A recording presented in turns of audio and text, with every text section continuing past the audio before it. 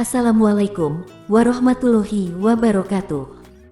Halo semuanya, berjumpa lagi dengan channel Lintar Media. Apa kabar semuanya? Semoga kita semua selalu diberikan kesehatan serta kebahagiaan.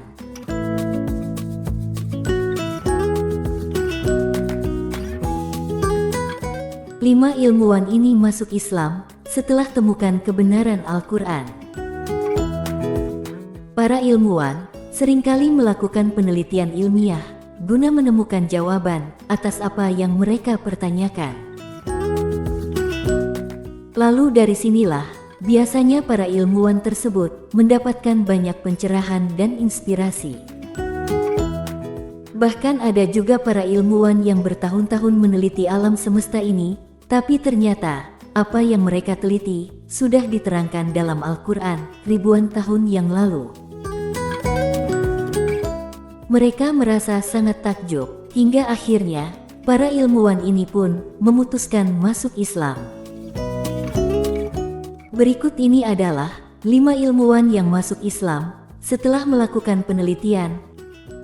Tapi, sebelum kita lanjut video ini, jangan lupa untuk menekan tombol subscribe dan nyalakan juga notifikasinya, agar kalian tidak ketinggalan video-video terbaru dari kami. 1. Jacques Yves Cousteau. Ilmuwan ini lahir di Prancis pada tanggal 11 Juni tahun 1910. Dia adalah seorang oceanografer dan ahli selam terkemuka. Dia menemukan kumpulan beberapa mata air yang tidak bercampur dengan yang lain, seperti ada dinding pemisah di antara keduanya. Dia pun bertemu dengan seorang profesor Muslim dan menceritakan kejadian yang ditemuinya itu. Profesor Muslim itu pun menjawab bahwa hal itu sudah ada di dalam Al-Quran. Dia membiarkan 2 lautan mengalir, yang keduanya kemudian bertemu. Antara keduanya ada batas yang tidak dilampaui masing-masing. Al-Quran, Surat Ar-Rahman, ayat 19-20. Setelah mendengar ayat tersebut, Cousteau pun lantas memeluk Islam hingga akhir hayatnya. Dia meninggal pada tanggal 22 Juni tahun 1997 di tempat kelahirannya.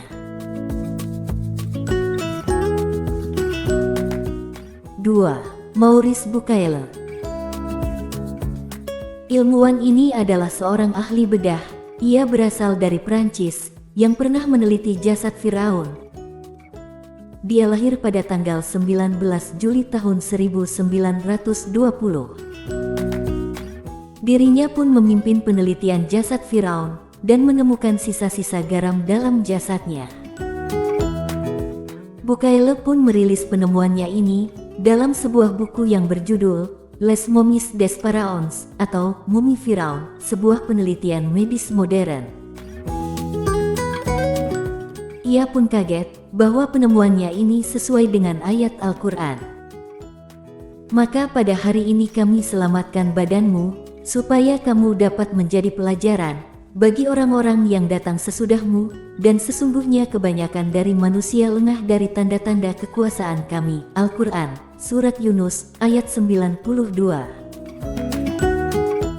Ayat tersebut menyentuh hati Bucaille, lalu dirinya pun memutuskan untuk menjadi mualaf. 3. Profesor William Brown. Majalah Sains Amerika Serikat bernama Plan Molecular Biology mengemukakan beberapa penemuan tim peneliti flora Amerika Serikat. Salah satu penemuannya adalah suara halus yang dihasilkan oleh tumbuhan yang tidak bisa didengar oleh pendengaran manusia biasa atau ultrasonik. Pada akhirnya suara itu dapat dikenali dan direkam menggunakan alat yang canggih.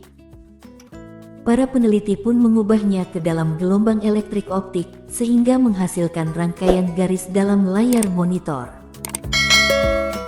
Hal ini dilakukan agar mudah memahami suara tersebut. Dan ternyata, hasil dari suara gelombangnya yang dihasilkan tanaman itu membentuk lafaz Allah dalam layar monitor.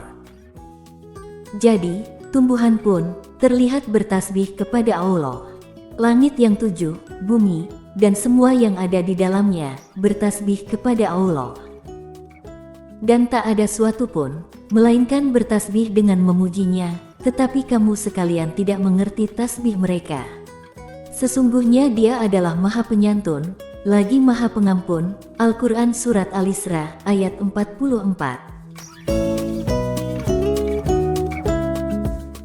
4. Fidelma O'Leary, seorang ahli neurologi asal Amerika Serikat, mendapatkan hidayah dan memeluk agama Islam.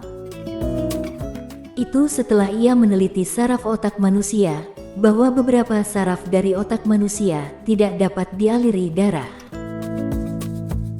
Namun Fidel berpendapat bahwa setiap saraf dalam otak manusia harus dialiri darah agar berfungsi dengan normal.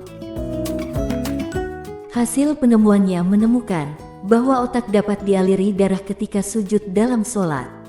Hal tersebut tentu menunjukkan bahwa orang yang tidak sholat, maka otaknya tidak akan menerima darah yang cukup, sehingga tidak bisa berfungsi dengan normal.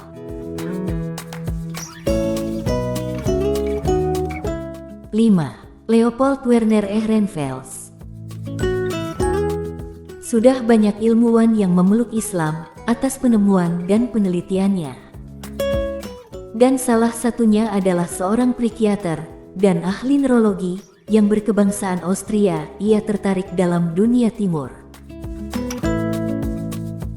Rasa ketertarikannya tersebut ia wujudkan dengan mengunjungi Balkan Eropa bagian tenggara dan Turki ketika dewasa. Pada saat itu, ia biasa ikut salat berjamaah walaupun belum beragama Islam. Ia pun pada akhirnya memeluk Islam pada tahun 1927 dan mengganti namanya menjadi Baron Omar Rolf von Ehrenfels. Sebelum masuk Islam, Leopold meneliti tentang wudhu dan menemukan fakta-fakta terkait pusat saraf yang paling peka dari tubuh manusia. Letak pusat saraf tersebut ternyata ditemukan di dahi, tangan dan kaki, dan itu sangat sensitif ketika terkena air. Jika membasuh air pada titik-titik pusat saraf tersebut, maka bisa memelihara kesehatan. Leopold pun merekomendasikan bahwa wudhu tidak hanya untuk orang muslim saja. Perintah berwudhu dalam sholat terdapat dalam Al-Quran.